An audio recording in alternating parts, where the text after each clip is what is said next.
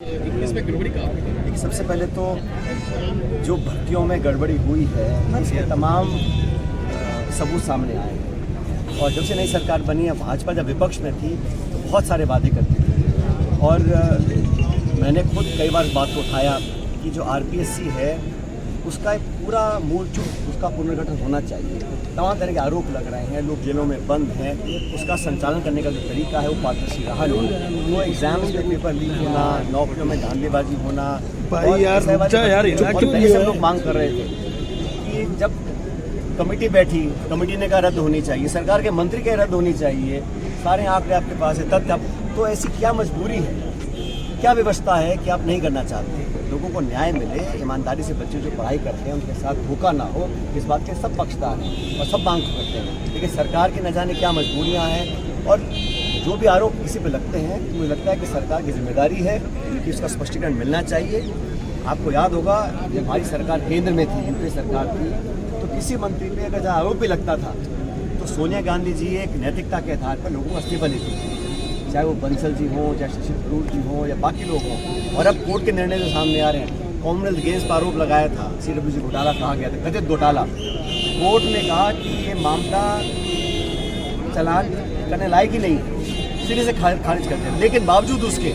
कांग्रेस के नेतृत्व की नैतिकता थी कि अपने मंत्रियों को पाक साफ दिखना भी चाहिए और रुकता था तो पहले इस्तीफा लेते थे फिर जाँच कराते थे। ये जो सरकार यहाँ आरोप लग रहे हैं और कोई सफाई देने को तैयार नहीं है, जनता भी सब देख रही है कि क्या कार्यशैली है। और मुझे दुर्भाग्य से कहना पड़ रहा है, प्रदेश में जो सरकार चल रही है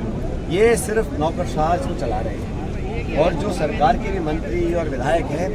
वो भी रोते फिर रहे हैं, उनकी कुछ सुन नहीं रहा। तो कौन चला रहा है, कौन नेतृत्व कर रहा है, कैसे इसका संचालन हो रहा है, इतने सत्ता के केंद्र बन चुके हैं, आपस में इतना खिंचाव चल रहा है, समझ में नहीं आ रहा है। और मैं तो समझता हूँ कि 1.25 साल कम नहीं होता, शुरू का साल होता है बहुत महत्वपूर्ण होता है, उसमें जनता को दिशा मिलती है सरकार को। यहाँ तो जिन्होंने वादे किए थे, चाहे वो नौकरी हो, भर्ती हो, पेपर लीक हो, आरपीएससी हो, करप्शन हो, निर्माण हो, विकास हो, उन सब बातों पर भाजपा कहाँ खड़ी उतर पा रही है? जनता सब देख रही है। जाति जनगणना की स्वीकृति करी है, हम सब जानते हैं, सालों से कांग्रेस पार्टी और राहुल गांधी इस बात को करते आए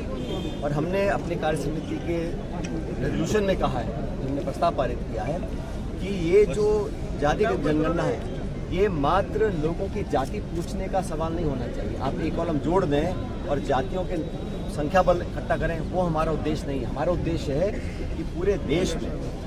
लोग जिस स्थिति में रह रहे हैं उनकी शैक्षिक, आर्थिक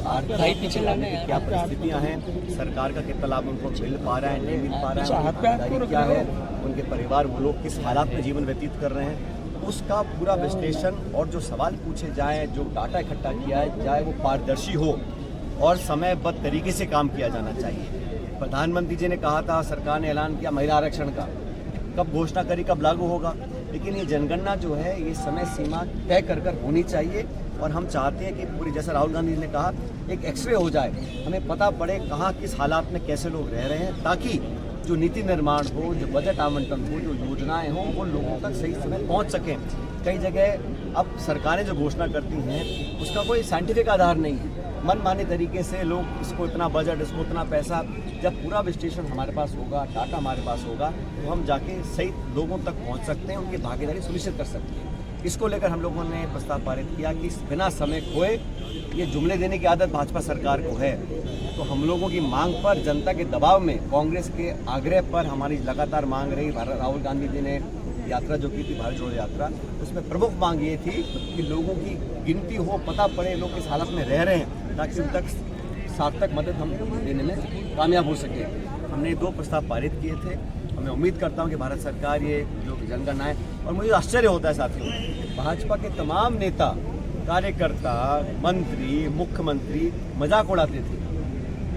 कांग्रेस के नेताओं को, राहुल जी को अर्बन नक्सल बोलते थे जब हम जातीय जनगणना की बात करते थे। क्या भाषण देते थे वो, एक है तो सेफ है, बटोगे तो कटोगे, और मंत्री और सारे लोग कहते थे ये कांग्रेस की जो मांग है ये व्यवहारिक नहीं है, इससे नुकसान बहुत देश को होगा। अब वो समझ गए कि भारत के लोग क्या चाहते हैं। कांग्रेस पार्टी राहुल जी के दबाव में केंद्र की सरकार को इस जातीय जनगणना को स्वीकृति इन्होंने दी है। हम चाहते जल्दी इसका काम शुरू हो।